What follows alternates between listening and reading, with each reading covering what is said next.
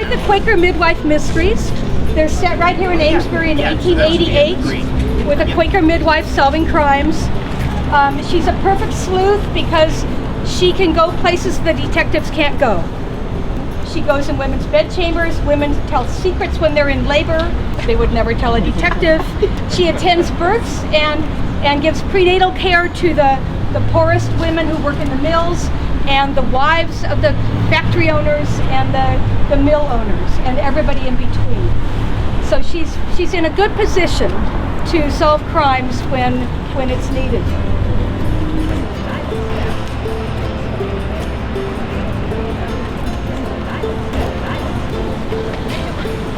And so here the Powwow River runs right under Main Street. So it comes down from Lake Gardner, which was dammed. It's just the dam over the Powwow in, I think, 1860. And it comes down, we'll end up at the Upper Falls, but it just goes right under Main Street and goes down. And one of the bodies in this book, one of the murder victims, is found on the rocks in the Lower Falls.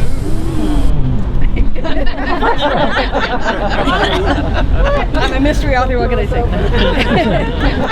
So this statue is of Josiah Bartlett, an Amesbury native, and one of the signers, I think the first signer of the Constitution.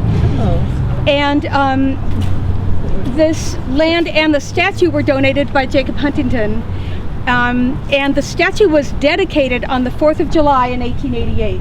So the second book in this series is called Called to Justice, and it opens during the 4th of July Horribles Parade, the parade where people dressed up and had floats. The police department float was an outhouse on wheels with 2 policemen dressed as bobbies. So that's where the second book, which will be out next April, it starts. And then the murder is during the fireworks that night. Our next stop is going to be the Friends Meeting House.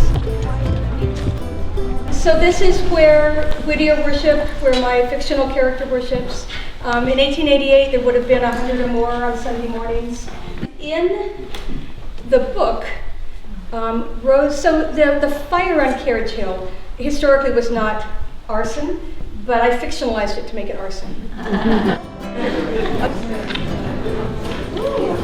So he is a character in the books, Whittier. He's a friend of Rose's and a mentor, and she comes to visit him from time to time.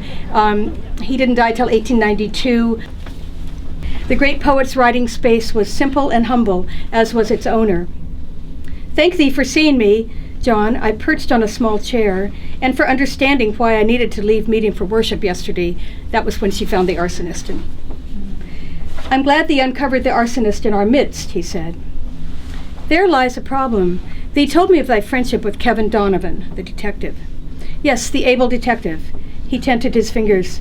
He paid me a visit yesterday and said our Stephen Hamilton isn't the Carriage Hill arsonist because he has a secure alibi for the hours preceding the fire. I like that. I turned in the opposite direction, only to see a uniformed officer running toward the police station. He pulled up short in front of me, panting. Miss Carroll, we have dreadful news. What is it, Guy? There's been another murder. But we need you out of the way of our investigation. Before I could speak, Kevin said, now, go. He pointed to the door. And we're still inspecting her flat, so don't think of going in there.